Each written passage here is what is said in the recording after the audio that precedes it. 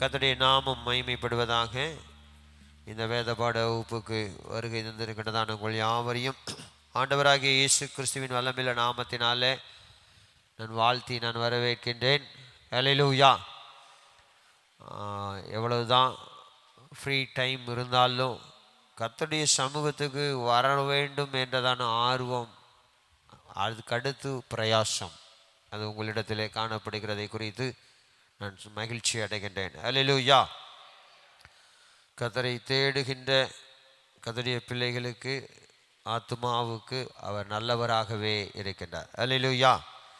நாம் தியானித்து வருகின்றதான 1 யோவான் 4வது அதிகாரத்துக்காக நேராக திருப்பிக் கொள்ளலாம். நாளைய தினத்திலே நீங்கள் அறிந்திருக்கிறது போல காலை 7 மணிக்கு முதல் ஆராதனை இதே நம்முடைய மெயின் சர்ச்சில் நடைபெறும். அதை தொடர்ந்து பரிசுத்த பந்தி ஆராதனை உண்டு. அதற்கேற்ற ஆயத்தத்தோடு கூட கடந்து வரும்படியாய் ஆராதனையிலே தேவன் மகிமையாய் எழுந்தருளும்படியாய் உங்களுடைய தனிப்பட்ட குடும்ப ஜெபங்களில் ஜெபித்து வாங்க. ஹல்லேலூயா. கர்த்தருடைய வல்லமையை மகிமையை நாம் காணணும். நாம் தியானித்து வருகின்றதானே 1 யோவான் 4வது அதிகாரம் 4வது வசனத்தை வாசிக்கலாமா? பிள்ளைகளே, நீங்கள் தேவனால் உண்டாயிருந்து அவர்களை செய்தீர்கள். ஏனெனில் உலகத்தில் இருக்கிறவனிலும் உங்களில் இருக்கிறவர் பெரியவர். அல்லேலூயா. எவனை ஜெயித்தீர்கள் என்றால், முதல்ல 1வது வசனத்திலிருந்து நாம் பார்க்கின்றோம்.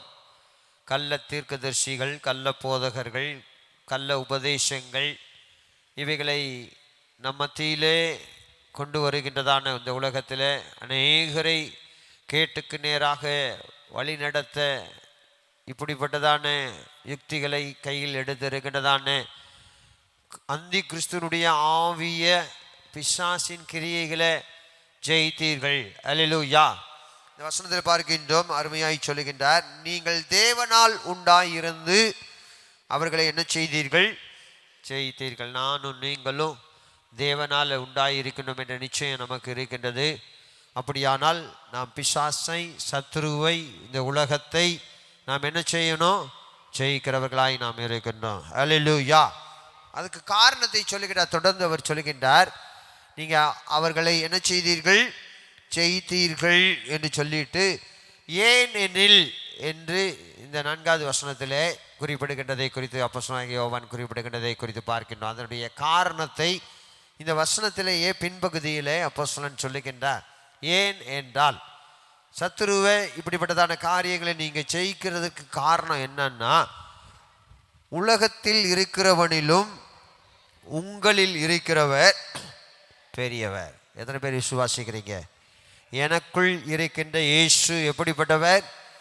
பெரியவர். அந்த எண்ணம், அந்த சிந்தை நமக்குள்ளே எப்பொழுதும் இருக்க வேண்டும். அந்த எண்ணமும் சிந்தையும் நமக்குள்ளே எப்பொழுதும் இருக்கும்போது நாம் எதை குறித்தும் நாம் பயப்பட மாட்டோம். அல்லேலூயா. பார்க்கின்றோம், எப்படி ஆக்கியோனில் நீங்கள் பார்த்தீங்கன்னா, நான் உன்னை விட்டு விலகுவதும் இல்லை, உன்னை கைவிடுவதும் இல்லை என்று அவர் சொல்லி இருக்கிறாரே.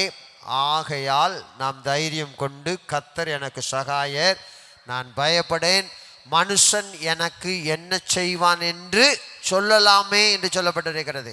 எதை குறித்தும், மனுஷரை குறித்தும் கவலைப்பட தேவையில்லை. நமக்கு எதிராக செயல்படுகின்றதான கிரியைகள், அந்தகார வல்லமைகளை குறித்தும் நானும் நீங்களும் கவலைப்பட வேண்டிய அவசியம் நமக்கு இல்லை. அல்லேலூயா.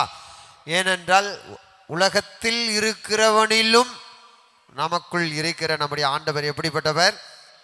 பெரியவர். அல்லேலூயா. இதை கர்த்தருடைய பிள்ளைகளாகிய நாம் எல்லா தருணங்கள்லையும் அதை அறிக்கை செய்யணும். அல்லேலூயா. நம்முடைய முற்பிதாக்கள் கர்த்தர் பெரியவர் என்று அவர்கள் என்ன செய்தார்கள்? அறிக்கையிட்டார்கள். நம்ம நல்ல பாடல்களை நாம் பாடுகின்றோம். ஃபாதர் வென்ஸ் அவர்கள் கூட ஒரு பாடல், பெரியவர் எனக்குள்ளே, மிகவும் பெரியவர் எனக்குள்ளே, பெரிய என்னது, பெரிய அதிசயங்கள் செய்கிற பெரியவர் எனக்குள்ளே. இன்னொரு பாடல் நம்ம பாடி ஆராதிப்போம், பெரியவர் பெரியவர் பெரியவர் இயேசு பெரியவர் பெரியவர் பெரியவர் என்று. அல்லேலூயா. அப்படியாய் நம்முடைய முற்பிதாக்கள் என்ன செய்தார்கள் என்றால், கர்த்தரை பெரியவர் என்று அவர்கள் அறிக்கையிட்டார்கள். நீங்கள் எடுத்து ஒரு சில சங்கீதத்தில் ஒரு 3 வசனங்களை நம்ம வாசிக்க போகிறோம். சங்கீதம் 96வது சங்கீதத்தில் நீங்கள் 4வது வசனத்துக்கு நேராக வேதத்தை திருப்பிக் கொள்வீர்கள் என்றால் 96:4. கர்த்தர் பெரியவரும் மிகவும் ஸ்தோத்திரிக்கப்படத்தக்கவருமாய் இருக்கிறார். இங்கு சங்கீதக்காரன் சொல்லுகின்றான், கர்த்தர் பெரியவர். அல்லேலூயா. கர்த்தர் யாரு? பெரியவர். தொடர்ந்து நீங்க 104வது சங்கீதம் முதல் வசனத்தில் நீங்க பார்த்தீங்கன்னா, என் ஆத்துமாவே கர்த்தரை ஸ்தோத்திரி, என் தேவனாகிய கர்த்தாவே நீர் மிகவும், முதல் வசனத்தில் பெரியவர், மிகவும் ஸ்தோத்தரிக்கப்படத்தக்கவர். இங்க பார்க்கிட்டோம், அவர் எப்படிப்பட்டவர்? மிகவும் பெரியவர், நீர் மிகவும் பெரியவராய் இருக்கிறீர் என்று சங்கீதக்காரன் இந்த வசனத்திலே குறிப்பிடுகின்றதை குறித்து பார்க்கின்றோம். நீங்கள் தொடர்ந்து நீங்கள் 147வது சங்கீதத்துக்கு நேராக வேதத்தை திருப்பிக் கொள்வீர்கள் என்றால் அதில் 5வது வசனத்தில் நம்முடைய ஆண்டவர் பெரியவரும் மகா பலமுள்ளவருமாய் இருக்கிறார் என்று சொல்லப்பட்டிருக்கிறது. அல்லேலூயா. முதல் வசனத்தை பார்த்தோம் பெரியவர் என்று. 2வது வசனத்தில் நம்ம பார்த்த சங்கீதக்காரன் சொல்லி மிகவும் பெரியவர். இந்த வசனத்தில் நாம் பார்க்கிறோம் பெரியவரும் மிகவும் பலமுள்ளவருமாய் இருக்கின்றார் என்று பார்க்கின்றோம். அல்லேலூயா. அப்ப தேவனுடைய பிள்ளைகளாகிய நாம், நமக்குள் இருக்கின்றதான ஆண்டவர் பெரியவர், நம்மிடத்திலே அவர் பெரிய காரியங்களை அவர் செய்ய போகிறார். அல்லேலூயா.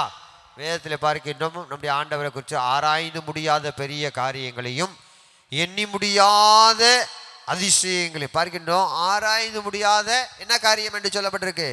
பெரிய காரியங்களை, எண்ணி முடியாத அதிசயங்களை, நாம் கிரகிக்க கூட முடியாத காரியங்களை கர்த்தர் நமக்கு செய்கின்ற தேவன். அல்லேலூயா. அல்லேலூயா. தேவனுடைய பிள்ளைகளே பார்க்கின்றது, இந்த நாட்களில் நம் கடைசி நாட்களில் இருக்கின்றோம். பயங்கரமான ஆபத்துகள் நடக்கின்றதான இந்த காலம். இன்னைக்கு வரைக்கும் நீங்கள் பார்த்தீங்கன்னா நிலநடுக்கங்கள் என்ன செஞ்சுக்கிட்டு இருக்கு? அதிர்ந்து கொண்டே தான் இருக்கின்றது. அல்லேலூயா. கடந்த வாரத்தில் கூட ஒரு பெரிதான ஒரு நிலநடுக்கத்தினால மியான்மர் மற்றும் தாய்லாந்து ரொம்ப அதிகமாய் பாதிக்கப்பட்டது. ஆயிரக்கணக்கான ஜனங்கள் மடிந்தார்கள் என்று பார்க்கின்றோம். இந்த நாட்களில், கடைசி நாட்களில் இப்படிப்பட்டதான காரியங்கள் அதிகமாய் சம்பவிக்கும். எப்படி ஆண்டவர் சபைக்கு நியூ இயரில் கொடுத்தது போல நாசத்தையும் நாசத்தின் காரியங்கள் செய்திகளையும் நீங்கள் காண்பீர்கள், கேள்விப்படுவீர்கள் என்று அது இன்னும் தொடரத்தான் செய்யும். அல்லேலூயா. ஆனாலும் தேவன் நமக்குள்ளே பெரியவராய் இருக்கிறவர் என்ன செய்கின்றார் என்றால், இப்படிப்பட்டதான காரியங்களில் இருந்து அவர் நம்மை பாதுகாக்கின்றவராய் இருக்கின்றார். நீங்கள் வெளிப்படுத்தின விசேஷத்துக்கு நேராக வேதத்தை நீங்கள் எடுத்துக்கொள்வீர்கள் என்றால் 3வது அதிகாரம் 10வது வசனத்துக்கு நேராக வாருங்கள். 3வது அதிகாரம் 10வது வசனத்தில் அங்கு பார்க்கிறேன் என்ன சொல்லப்பட்டிருக்கின்றது? பூமியில் குடியிருக்கிறவர்களை சோதிக்கும்படியாக பூச்சக்கரத்தின் மேலெங்கும் வரப்போகிற என்ன காலம் என்று சொல்லப்பட்டிருக்கு? இது என்னது? சீக்கிரத்திலே சம்பவிக்க போகின்ற காரியங்கள் என்று ஆவியானவரால் நமக்கு பட்டியலிடப்பட்ட காரியங்கள்.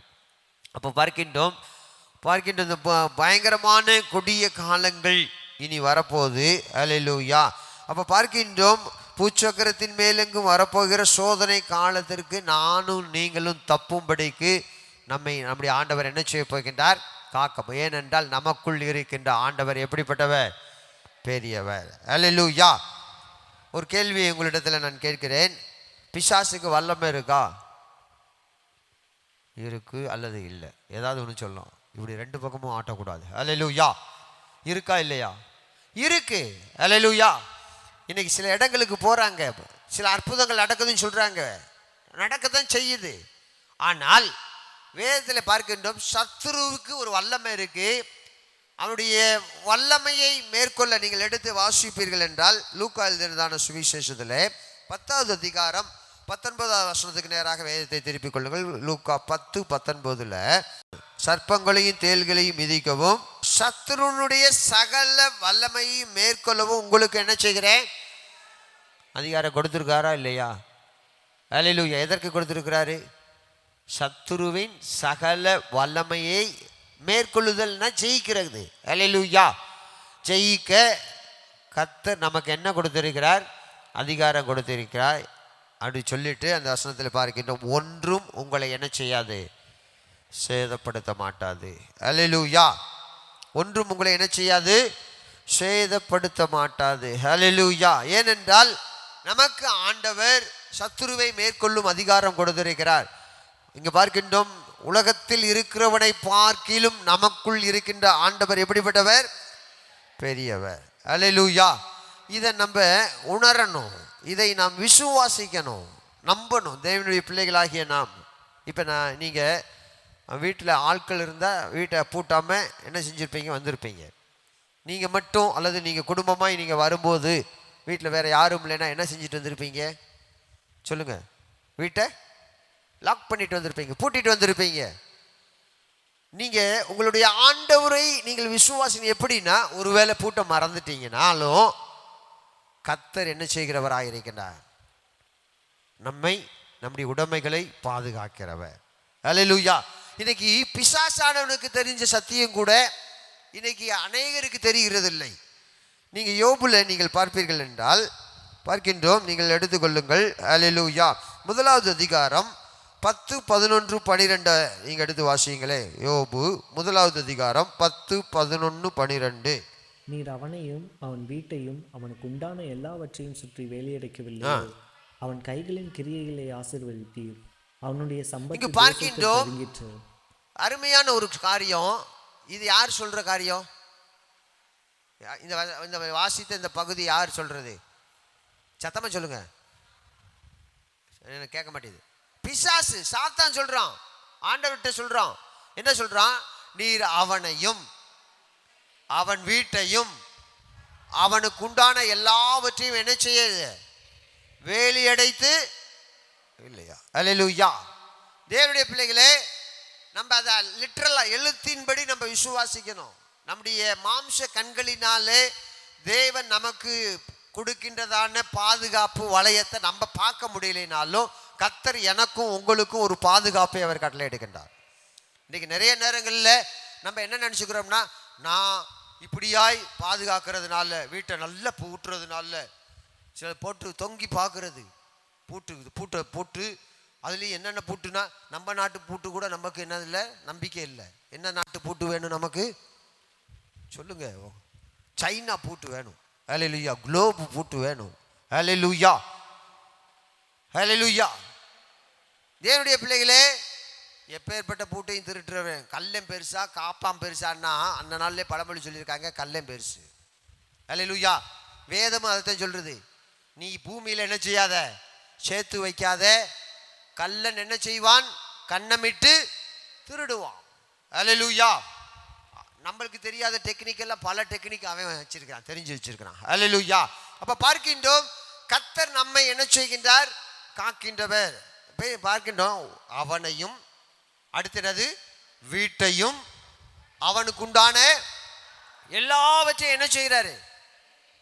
நான் நிறைய நேரங்களில் வீட்டில் 2 வீலர் எடுத்து வைக்க மறந்துடுவாங்க தம்பிங்க. படுக்கிற நேரம் வந்துடும். அப்போ திடீர்னு பார்த்தோம்னா வெளியில் வண்டி இருக்கும், 2 வீலர். சத்தம் போட்டு, ஏய் மணி இத்தனை ஆயிடுச்சு, எடுத்து என்ன செய்ய உள்ளே கொண்டு வாங்க அப்படின்னு சத்தம் போடுவேன். பல ஆண்டுகளுக்கு முன்னாடி மதுரையில் நான் என்ன செஞ்சேன்னா, இரவு நேரம் வீட்டில் பாசமாக ஒரு காரியம், ஒரு ஜாமான் வாங்குறதுக்காக அனுப்புனாங்க. பைக் எடுத்துக்கிட்டு போகிறேன். பக்கம் ரொம்ப நடந்து போகிற தூரம், ஆனால் பைக்கில் போகிறேன். போயிட்டு ஜாமானை வாங்கிட்டு அங்கே நண்பர்களோடு கூட பேசிட்டு என்ன செஞ்சுட்டு வந்துட்டேன், பைக்கை மறந்துட்டு வீட்டுக்கு வந்துட்டேன். நடந்ததை சொல்கிறேன். வீட்டுக்கு வந்து நல்லா சாப்பிட்டுட்டு படுக்கைக்கு போய் தூங்கியாச்சு. காலையில் அதிகாலையில் அப்படி கண்ணை முழிச்ச உடனே ஃபஸ்ட்டு ஞாபகம் வருது, பைக்கை அங்கேயே வச்சுட்டு வந்துட்டோமே. எப்போ யாரும் ஞாபகப்படுத்தல, திடீர்னு ஞாபகம் வருது காலையில் விடிஞ்ச உடனே. அப்போ வேகமாக கிளம்பி இருட்டோட, என்னதுன்னா ராத்திரி ஃபுல்லாக அது இருக்கா, எவனும் எடுத்துகிட்டு போனான்னு தெரியல, ஓட்டமும் நடையுமாய் நான் வைத்த இடத்துக்கு போகிறேன். போனால் அது அனாதையா அதே இடத்துல இருக்கு. அல்லேலூயா. தேவனுடைய பிள்ளைகளே, எதற்கு சொல்லுகின்றனால், நம்மையும் நம்முடைய வீட்டையும் நமக்கு உண்டான எல்லாவற்றையும் கர்த்தர் என்ன செய்கின்றார்?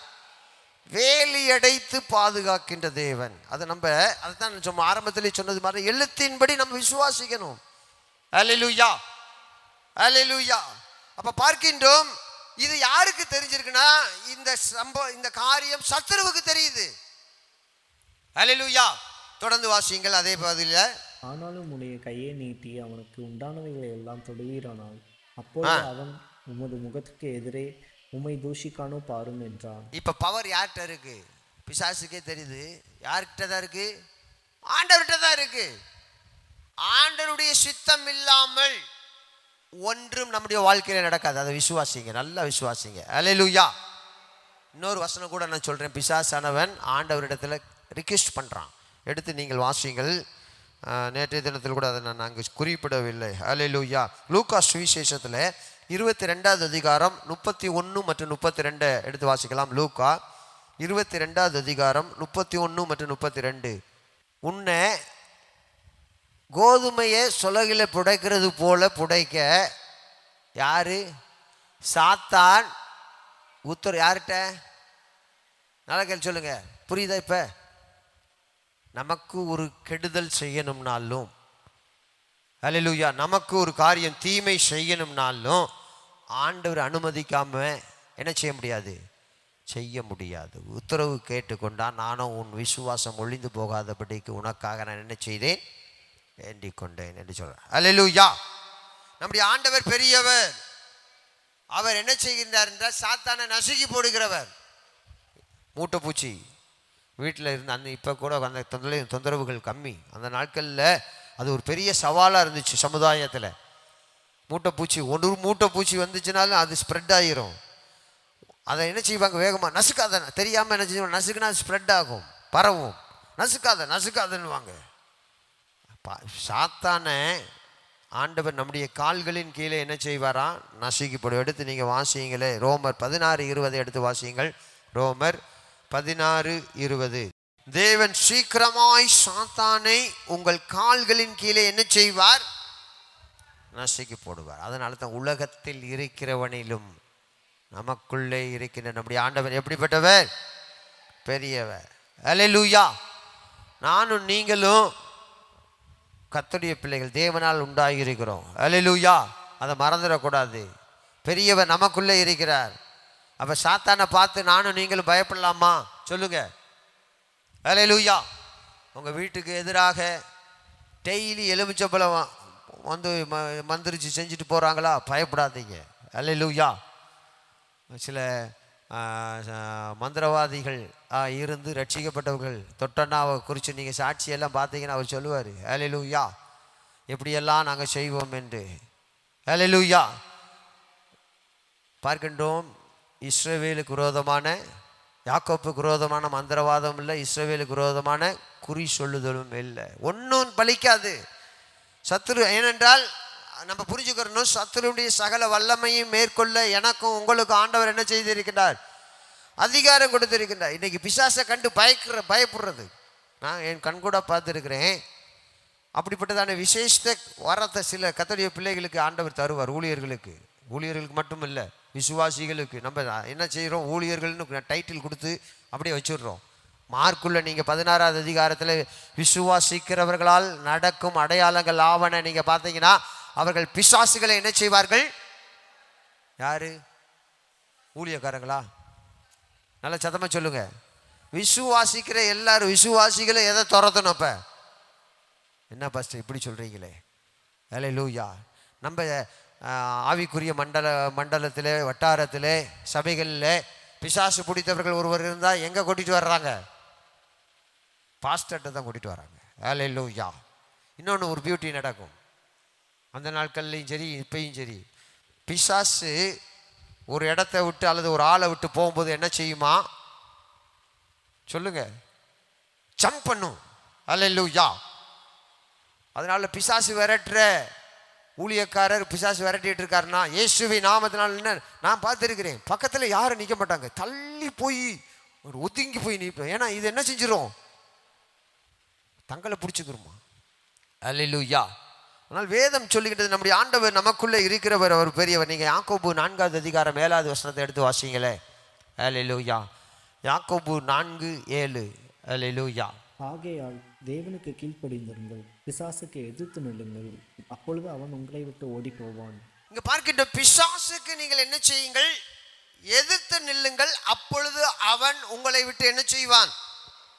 ஓடி போவான். யாருக்கு எதிர்த்து நிற்கணும்? வீட்டில் இருக்கிற ஜனங்களை, உறவினர்களோட, உறவுகளோட என்ன செய்யக்கூடாது? எதிர்த்து நிற்கக்கூடாது. பிசாசுக்கு என்ன செய்யுங்க? ஆனால் எதிர்த்து நின்று தான் ஆகணும். ஹல்லேலூயா. அப்பொழுது அவன் என்ன செய்வான்? உங்களை விட்டு நடந்து போவான் என்று சொல்லலை, ஓடி போவான். ஹல்லேலூயா. இந்த சம்பவத்தை, இந்த வசனத்தை குறிப்பிடும் போது எனக்கு என்னுடைய தகப்பனார் சொன்ன ஒரு காரியம், அந்த நாட்களில் ஆரம்ப ஊழியத்தின் நாட்களில், அப்போ என்னுடைய தகப்பனார் நம்ம சீனியர் பாஸ்டர், அவரோடு கூட ஊழியத்தில் இருந்ததான, நல்ல ஐக்கியத்தில் இருந்ததான, நல்ல கவர்மெண்ட் காலேஜில் ப்ரொஃபஸராக இருந்தவர்.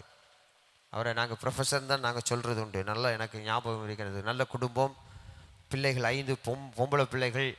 அவங்க வீட்டுக்கூட்டம் நடத்திக்கிட்டே இருப்பாங்க. நல்ல வரம் பெற்றவங்க. அவங்க மனைவி விசேஷித்த கிஃப்ட் என்னன்னா, பிசாசுகளை துரத்துற கிஃப்ட்டு. ஒரு நாள் 2 பேருமே, அப்பா அம்மா 2 பேருமே வெளியில் ஏதோ ஒரு காரியமாக போயிட்டாங்க. இங்கே இவங்க பிசாசு துரத்துறதுனால கேஸ் எல்லாம் எங்கே வருது? எப்படி நல்ல டாக்டர்னா கேஸ் அங்கே போகிறாங்களோ, அங்கே போய் அவர் அந்த டாக்டர்கிட்ட போனால் என்னது சரியாயிருது அப்படின்ற மாதிரி, பிசாசு பிடிச்ச கேஸ் எல்லாம் எங்கே போகும்னா அவங்க வீட்டுக்கு கூட்டிகிட்டு வந்துடுவாங்க. இப்படியா ஒரு பிசாசு பிடிச்ச கேஸு. இந்த பிள்ளைகள்லாம் சின்ன பிள்ளைங்க தான், வாலிப வயதுக்கும் கொஞ்சம் கம்மி. ஒன்று பார்த்துச்சு, சரி அம்மாவும் இல்லை அப்பாவும் இல்லை, நம்ம ஜெபம் பண்ணுவோம் இயேசுவின் நாமத்தினால. அல்லேலூயா.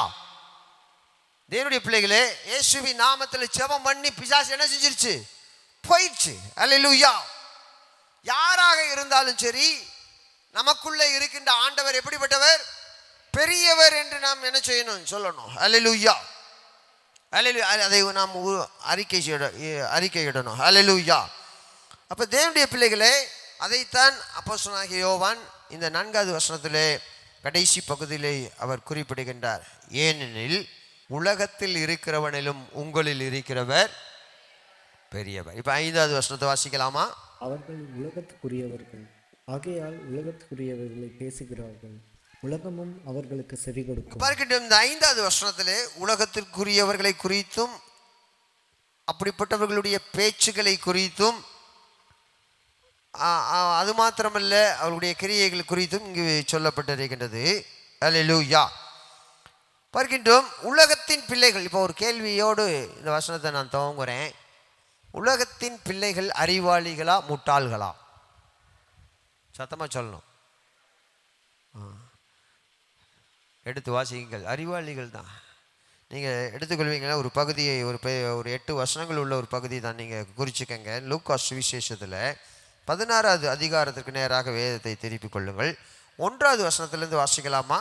இன்னும் அவர் தம்முடைய சீஷர்களை நோக்கி, ஐஸ்வர்யக்காரனாகிய ஒரு மனுஷனுக்கு ஒரு உக்கிரானக்காரன் இருந்தான்.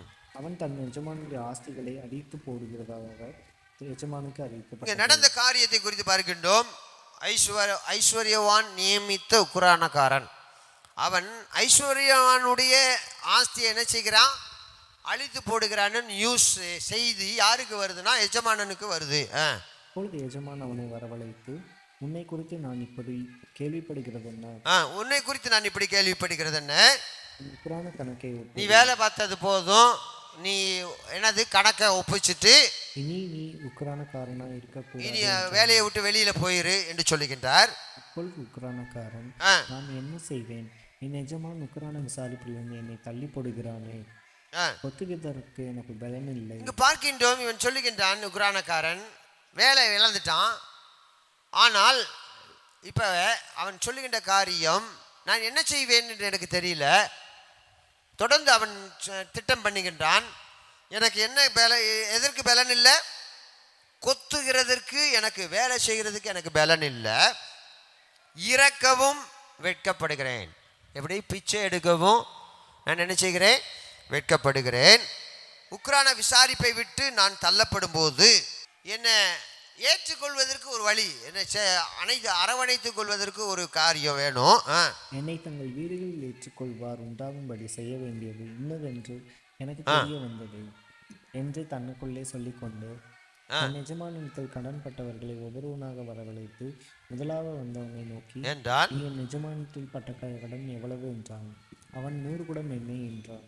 அப்பொழுது உக்கிரானக்காரன் அவனை நோக்கி, நீ உன் சீட்டை வாங்கி உட்கார்ந்து 50 என்று சீக்கிரமாக எழுது என்றார். இப்போ நான் கேட்குறேன், 100 குடம் எண்ணெய் எழுதியிருக்கு கணக்கு. இப்போ குரானக்காரனை அந்த சிட்டையை கொடுத்து நீ உட்காந்து இதை 100 என்னவா மாற்று 50. அந்த நாளில் 1 10 0, அதாவது மார்க் வாங்கிட்டு வரும்போது எங்கள் பயல்கள் ஸ்டூடெண்ட்ஸு நண்பர்கள் செய்கிறது அழகா 10 மார்க்கை என்ன மாற்றிடுவாங்கன்னா 70 மாற்றிடுவாங்க. அல்லேலூயா. ஒரே ஒரு கோடு மேலே போட்டால் முடிஞ்சு போச்சு. அல்லேலூயா. இப்போ பார்க்கின்றோம் 100 இப்போ என்னவாகுது 50 ஆகுது.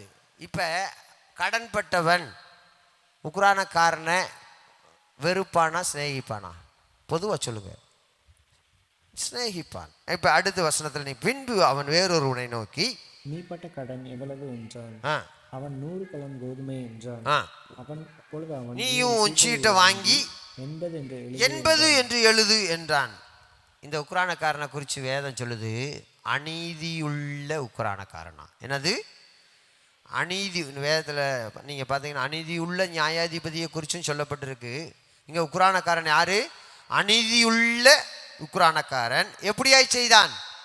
புத்தியாய் செய்தான் என்று எஜமான் கண்டு அவனை என்ன செஞ்சுக்கிட்டான்? அப்ப மெச்சிக்கொண்டான் என்று சொல்லிட்டு இவ்விதமாய் ஒளியின் பிள்ளைகளை பார்க்கிலும் இந்த பிரபஞ்சத்தின் பிள்ளைகள் தங்கள் சந்ததியில் அதிக புத்திமான்களாய் இருக்கிறார்கள்.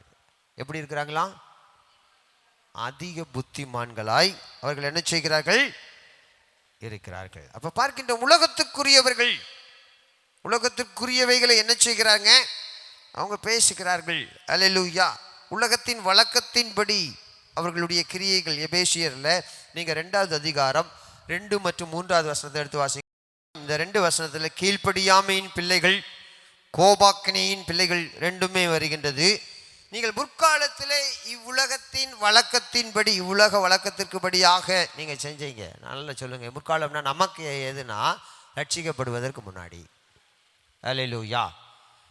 ரட்சிக்கப்படுறதுக்கு முன்னாடி செஞ்சதை ரட்சிக்கப்பட்ட பின்னாடியும் அவங்க சொன்னாங்க இவங்க சொன்னாங்க சொந்தம் சொன்னாங்க மாமன் சொன்னா மச்சான் சொன்னான்னு என்ன செஞ்சிடக்கூடாது. கதறிய பிள்ளைகள் செய்யக்கூடாது.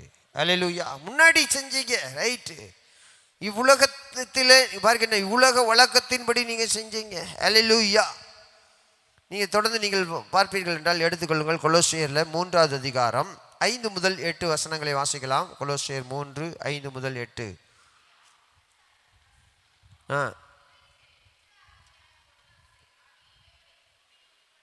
உங்கள் அவயவங்களை அழித்து போடுங்கள்.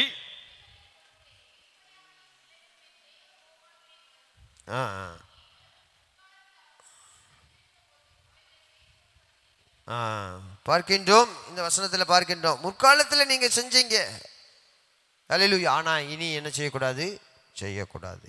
பார்க்கின்ற உலகத்திற்குரியவர்கள் உலகத்தின் காரியங்களை அவர்கள் பேசுகிறார்கள், செயல்படுகிறார்கள். இந்த உலக பேச்சு நீங்கள் பார்த்தீங்கன்னா வீண் பேச்சு, வீண் வார்த்தைகள், பிரயோஜனமற்ற வார்த்தைகள். அல்லேலூயா. நீங்கள் எடுத்து நீங்கள் வாசிப்பீர்கள் என்றால் தீத்து 1வது அதிகாரம் 10 மற்றும் 11வது வசனத்தை எடுத்து வாசிக்கலாம். தீத்து 1வது அதிகாரம்.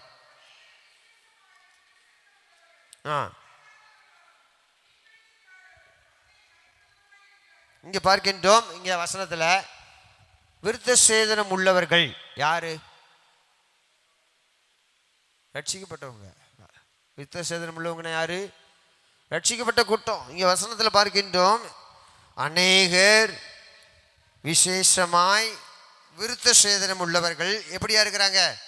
அடங்காதவர்களும் வீண் பேச்சுக்காரரும் மனதை மயக்குகிறவர்களுமாய் இருக்கிறார்கள்.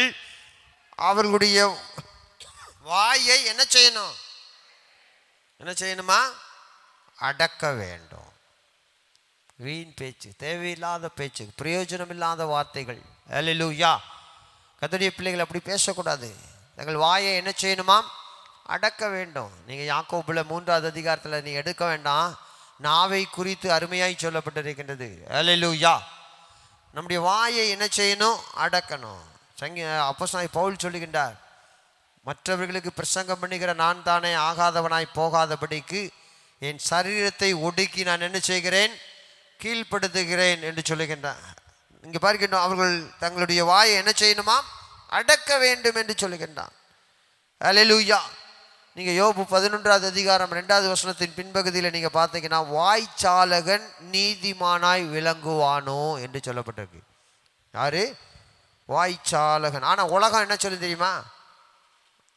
அவனுக்கு அவளுக்கு என்ன இருக்குன்னா, வாய் இருக்கு, பொழைச்சிக்குவான். அல்லேலூயா. என்ன சொல்லுவாங்க? உலகம் சொல்றது அது. ஆனால் ஆண்டவர் சொல்றாரு, வேதத்தில் பார்க்கின்றோம், இந்த நாவு ஒரு நெருப்பு, அது அநீதி நிறைந்த உலகம், அது நம்முடைய ஆயுள் சக்கரத்தை கொளுத்தி விடுகிறதாயும் நரக அக்கினியிலே நம்மளை போட்டு ஒன்றும் இல்லாமல் ஆக்கிறதாயும் இருக்கு. அல்லேலூயா, அல்லேலூயா. அப்போ பார்க்கின்றோம், இந்த சொற்களின் மிகுதி ரொம்ப அதனால தான் நம்முடைய நாவை, நம்முடைய வாயை அடக்க கற்றுக்கொள்ளணும். தேவையில்லாத வார்த்தைகள், பிரயோஜனம் இல்லாத வார்த்தைகள் என்ன செய்யக்கூடாது? பேசக்கூடாது. ஆண்டவரே என்ன சொல்றாரு? அவர் வாயை திறந்தா பிரயோஜனமான வார்த்தைகளை சொல்லுவாராம். அல்லேலூயா. அப்போ பார்க்கின்றோம், சொற்களின் மிகுதி இதை பாவம் இல்லாமல் போகாது என்று சொல்லப்பட்டிருக்கின்றது. நீங்கள் நீதிமொழிகள் வாசிக்க வேண்டாம், 10:19 சொற்களின் மிகுதி எது? பாவம் இல்லாமல் போகாது. ரொம்ப நேரம் பேசி பழகிட்டீங்கன்னு வச்சுக்கோங்க, நிறைய பேருக்கு பார்த்தீங்கன்னா ஒன்றுமில்லாத காரியம் என்ன செஞ்சுட்டு இருக்கீங்க? பேசிட்டு என்ன பேசுறீங்க? சும்மா பேசிக்கிட்டு இருக்கிறோம். பொழுது போகிறதுக்கு என்ன செஞ்சுட்டு இருக்கிறோம்? பேசிக்கிட்டு இருக்கிறோம். அல்லேலூயா. அப்போ பார்க்கின்றோம், பிரயோஜனமான வார்த்தைகள் அல்லேலூயா நாம் பேசணும். நீதிமொழிகள் 14வது அதிகாரம் 23வது அந்த வசனத்தை மாத்திரம் வாசித்து நாம் ஜெபிக்கலாம். உதடுகளின் பேச்சோ வறுமையை எதை கொண்டு வருமா? வறுமையை கொண்டு வரும். அல்லேலூயா.